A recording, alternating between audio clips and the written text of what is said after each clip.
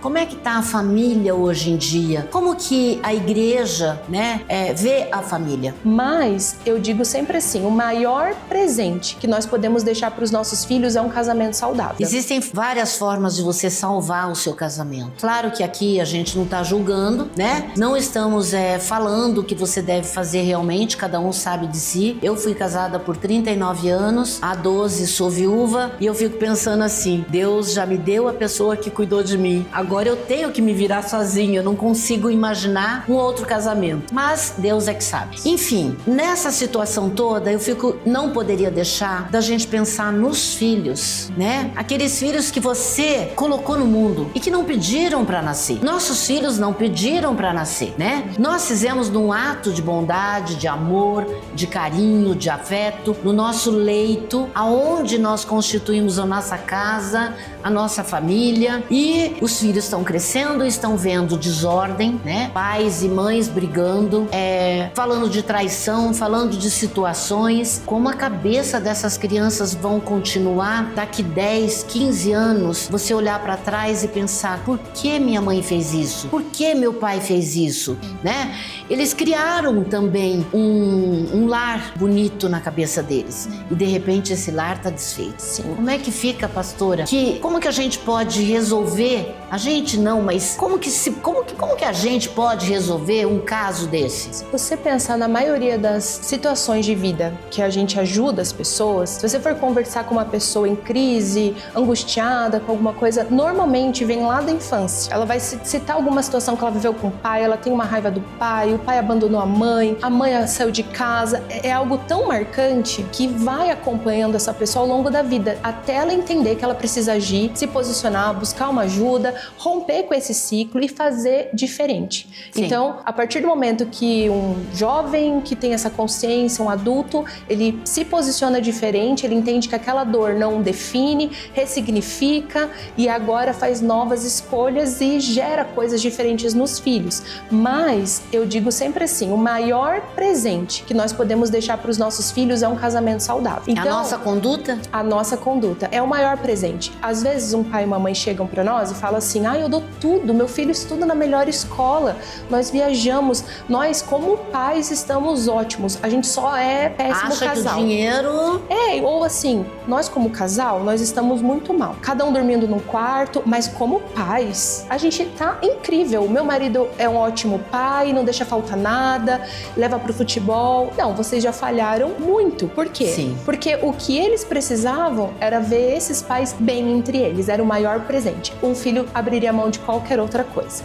Então, sempre que possível, haver restauração, reconciliação, esse vai ser o maior presente para os filhos. Em não havendo, já tentamos de tudo, não tem mais jeito, convívio é impossível, então, separados, agora sim, tentem, busquem, sejam o melhor para os filhos de vocês, como mãe, como pai, escolham um melhor cônjuge para que seja uma boa madrasta, um bom padrasto. Essa fala sua veio a calhar o que eu estava pensando. Às vezes o casamento se desfaz, né?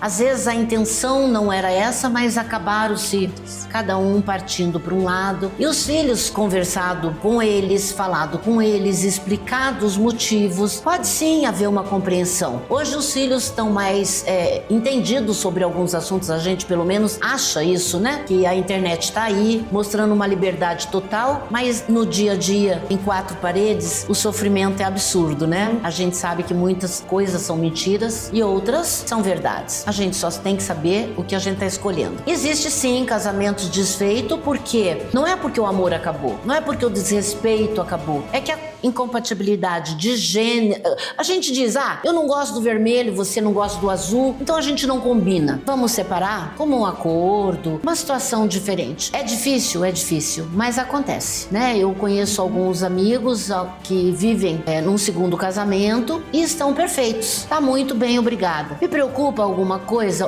Preocupa, mas faz parte de uma boa convivência, então tá tudo bem. O casamento em si, pastora, eu tenho uma visão diferente. gente, né? Eu, Maria Lúcia, eu acho que quando Deus coloca aquela pessoa, você já passou por aquele sofrimento, porque o casamento não é fácil pra ninguém. Tem dias, gente, que dá vontade de chutar o balde. Mas por que não chegar pra pessoa e dizer assim, olha, você hoje fez isso e eu não gostei. Você não cozinha, você não lava, você não... Mas fala pra pessoa. Tenha a coragem de dialogar. Mas o que a gente vê, né? No leito, naquele quarto onde só você e o seu marido, onde o seu marido e a sua mulher estão, o que acontece? Ele passa horas no jogo e depois olha pro lado, a esposa já dormindo, o marido já dormindo e o casamento. Deixa aí uma palavrinha que eu gostaria de ouvir, porque às vezes acontece alguns amigos, algumas pessoas que a gente conhece e precisa falar sobre isso. Como que faz? Como é que eu perdoo essa situação toda? Vamos chegar lá no perdão que eu falei. Você tem aí um pouquinho de tempo pra falar sobre isso. Bom, normalmente um fim de um relacionamento não é do nada, né? Não foi assim de uma hora pra outra. São pequenas ações que vão levando a isso. Então, se a gente pensar no nosso casamento como um jardim, ele precisa ser cuidado, nutrido, regado, investido. E quando isso não é feito, como você deu exemplo, fica no jogo, não dá atenção, o investimento não tá acontecendo, isso uma hora a conta vai chegar, vai ficar com saldo negativo e as coisas não vão dar certo. Então, quando isso já está ocorrendo, como você falou do perdão, primeiro a conversa, o diálogo, o tentar entender, vamos melhorar, o que a gente pode ajustar, o que eu preciso ceder. Essa palavra é muito importante. Sim. Ceder, né? Esse lugar do a dois, da família, é um cedendo pro outro, é um olhando pro outro como importante e o que eu posso fazer para te servir é essa troca. Então eu cedo aqui, você cede dali, a gente vai se ajustando